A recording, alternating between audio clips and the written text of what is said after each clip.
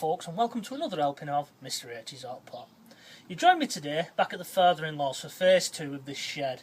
I was hoping to get the rest of this footings in over last weekend, but unfortunately it rained, and then the day after we wanted to go to Tram Sunday, which I have a film of and I need to upload and edit and all that kind of good stuff. Anyway, back to this job. You'll probably remember from last time I'd only got these 3 pillars in, and they were still all spoil and everything. Well, all the spoil went back, and I've got my bars in, and as you can see, they're nice and strong. You know, I can walk on them, no problem. There's no movement in them whatsoever. So we're going to go for phase 2 and actually start building the shed now, which is what the job I came down to start in the beginning. So we'll get on with it, shall we? Right, now we're going to start by redesigning the floor of this shed, because when you buy sheds now, they're always made out of cheap timber, because the idea is to keep the costs down, and they always put the bottom runners running that way rather than that way. So we're scrapping that, and what I'm going to put on instead, and I'm going to run them lengthways, is some nice pieces of 3x2 that the mother-in-law's painted with fence paint, and with a bit of luck that'll give you yet even more strength. If ever there's a nuclear war, get in this shed, because that'll be the best place. So I'm going to nail them on now, and then I'm going to double the floor up afterwards to give it extra strength.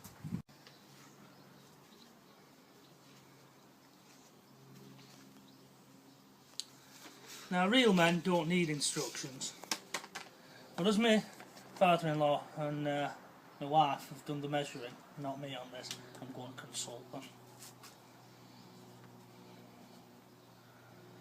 Right, there's our base now with our added bits for extra strength. Get on it and go away. As you can see, there we go.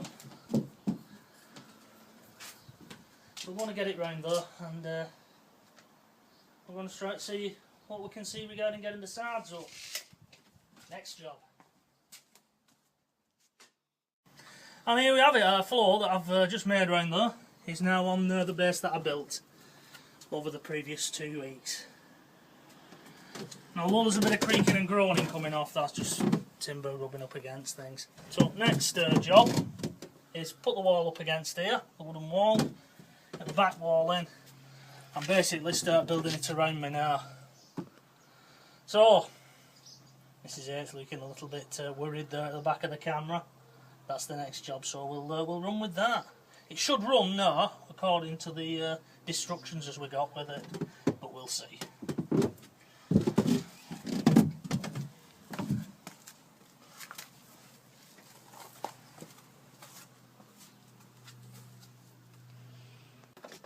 Right, I'm now putting the first screw in. As you can see, I've got this side on the back. And the floor, unfortunately, the floor was 10mm too big. The idea is that it fits round like a frame. Just pan round there, so I can show people. Now obviously these are all set up in a factory on a machine, and they'll set like a cutting jig up to do that.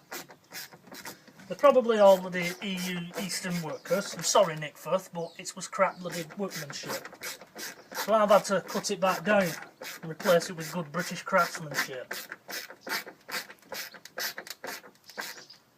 So that's the first screw in. I'll have to put one in there and one in there, and obviously we'll get this side in, and then the door, which is just behind us there. So I'm going to crack on with that, and then we'll give you an update in a little bit. But it just shows you, always measure twice, cut once. Well, we've got our other side in, with a little bit of to you, to me, turn it round, up and down. We're getting there. It's only small, isn't it? All that for that, eh? Probably able to get a back in more, and that'll be it. There you go, Greg.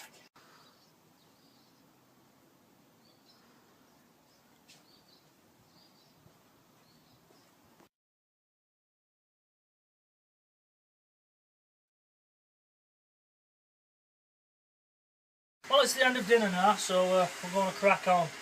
little bit stuffed after that lovely lasagna. Now we're going to get these little bits on at the girdle end now. Little triangle bits to give it the pitch, or slope, as we say here in Wigan. Right, we'll crack on with that now. It's coming too though, isn't it? Right, well we've got it all fastened up now. We've got this, we've got our frame fastened to our floor. Now, in my opinion, because they use cheap timber on these, it's only that stuff, cheap stuff as the shavings and glue. Eventually, the middle will start sagging about here. So what Mr H is going to do is, he's got some 3x2 at home, stroke at work, and he's going to bring it here and he's going to put a piece through there as an extra strengthener. And that'll also help, because when I come to nail the felt down, the felt nails won't end up protruding through the roof. A, you won't catch yourself on them, and B, when it rains, it won't find its way seeping through.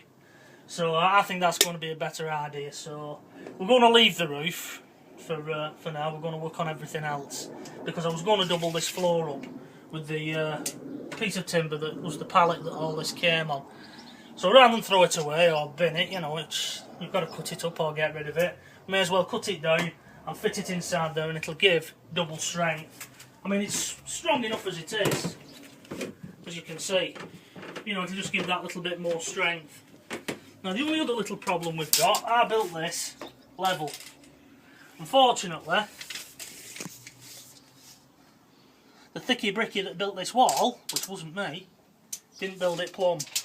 So as you can see here, just to prove it, that wall's out. It's out by about so much there. So what I'm going to have to do is fasten that flush to the wall and then chock it up at that back end with some slate, which is a builder's friend. I don't really like the idea of doing that, but there's nothing else I can do now at this stage. Some may have said I should have checked the wall first, but it shouldn't be out of plumb, should it? I got bloody roasted me if I'd have been on site building walls like that. Off my old boss, Bertie Wild. If you're watching this, hello sir, I doubt you will. Anyway, we're going to crack on and get this floor covered now. We've got our floor doubled up, as you can see. That's solid now. There you go. It's 18, 20 stone just been thrown on it. We need to do the roof still, because I'm going to put a piece in and I have to go away and cut that piece. I'm gonna leave that for tonight, because I'll do that as a bit of bench work at home. I've got the door on. I still need to put the lock on because I need to put something on the back, otherwise the screws will be stuck through. There you can see. So there we are, it's coming on now. It's a good job. It also needs attaching to the wall. Like I say, unfortunately that little bit up there will have to be spodged up a little bit, which I don't like doing, but that's nip and tuck, that's the way it is. Anyway, that's almost coming to the end of phase 2. Like I said, I'll do some measuring up now for some bits, and I'll cut them at home and bring them tomorrow, and hopefully we can get it finished off tomorrow. End of job. Woohoo! Until she finds me another one. Anyway, until the next time, bye bye for now. Cowboys, don't trust the